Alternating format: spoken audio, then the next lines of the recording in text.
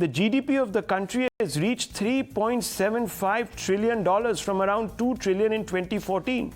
Finance Minister Nirmala Sitharaman's office tweeted these figures, highlighting the growth of Indian economy under Modi government in the last 9 years.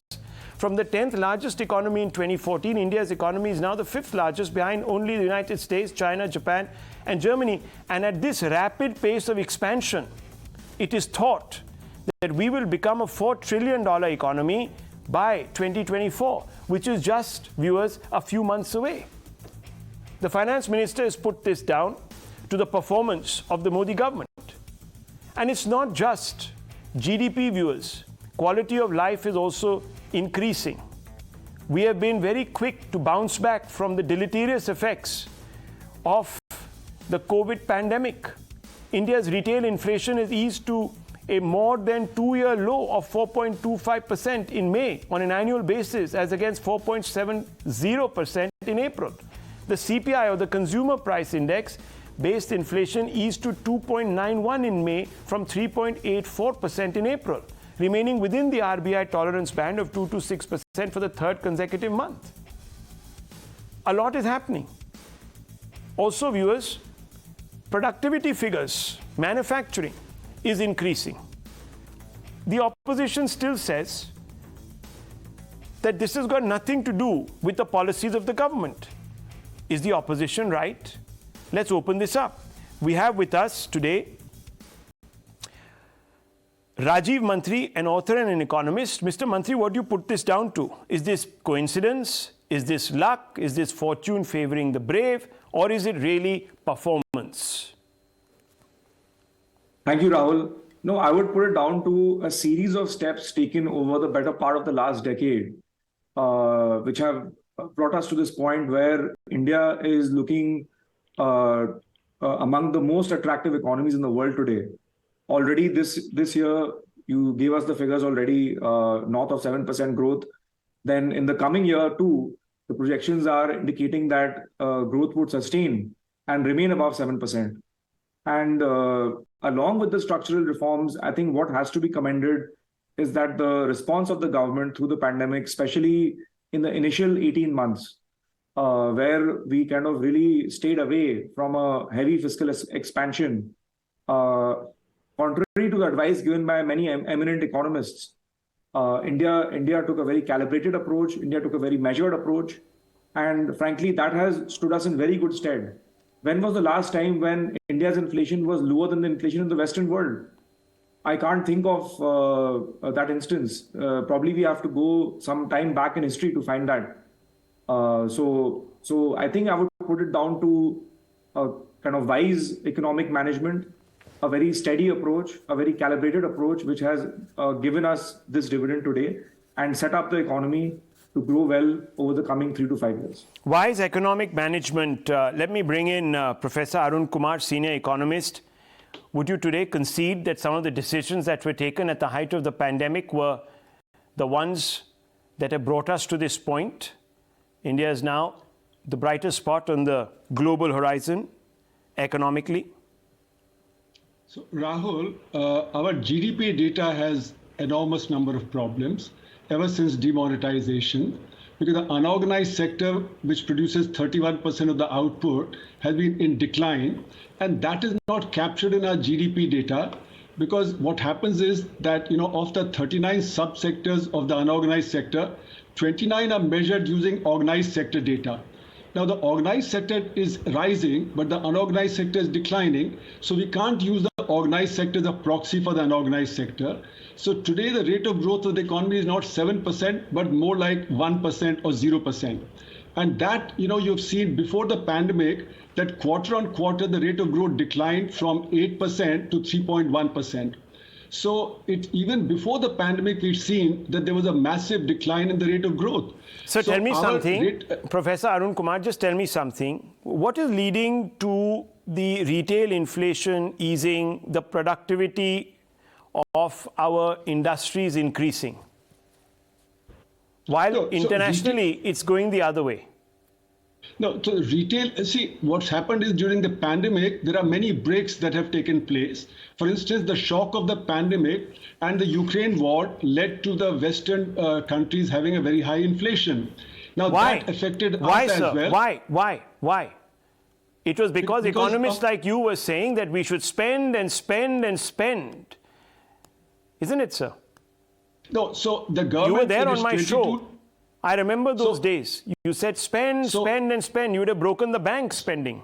So, Rahul, the point is that the Atmanirbhar Bharat package announced in May 2020 Spend and was spend 22... and spend, Professor Kumar, you said. Spend and spend. But if you let me speak, I can try and answer it. Yeah, please. Should I speak? Yeah, if you answer it. Well, I'm trying to, but you keep interrupting. Go ahead. So of the 22 lakh crore package of Atmanirbhar Bharat, of that only 3.5 lakh crore went to the poor. The rest were all loans and various other things. RBI spent 9.5 lakh crores of loans, etc.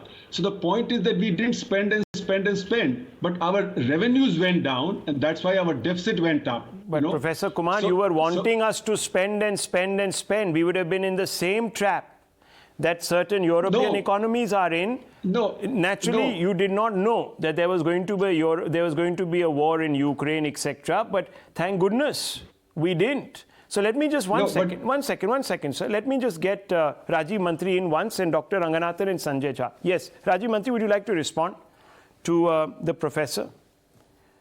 No, I have never heard such a claim before that India's growth rate is 1 or 0%. And frankly, Rahul, I'm just baffled and I'm at a loss of words on how to respond to that, because I mean, I'm in the financial world.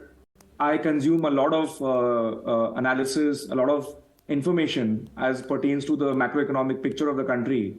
And not a single source that I've read has ever made any such claim which we are hearing today. Well, look at what the World Bank said. Steps in the last 10 years are helping India navigate the global headwinds. That the Indian economy has never been stronger than it is today. Now, these are all institutions, viewers, global institutions that are saying all of this. Now, maybe, I don't know why. Maybe they've all been bought out. Maybe there's a great hypnotist in our government that goes, like in the Cigars of the Pharaoh in Tintin, where a hypnotist hypnotized the entire crew to give over all their basic secrets out. Dr. Ranganathan, what's happening here? Now, as a fellow Tintin fan, may I just gently say that there is one Captain Haddock amongst the panelists here. No, but Rahul, can I just say this is the problem, and I speak as a layman. You see, this government, more than any other government, or as same as any other government, deserves criticism. Of course it does, especially on economy. The problem comes when you have such entrenched people who are saying that you cannot monitor the effect of informal sector right now. You can't gauge it. So before 2014, you could gauge it. Before 2014, you could gauge the GDP numbers and they were fine. It's just that under Modi regime, this kind of nonsense is what actually lets people down. You have to be intellectually objective. Now, let me just say one thing. If the economy has doubled in the last 10 years, then the fact is there that during the UPA also the GDP doubled in 10 years. In 2004, the GDP was 0.75 trillion and it came to about 2 trillion in 2014. So this is not to say that UPA was a disaster and NDA is amazing. No, the fact of the matter is that everyone should be happy if the country does well.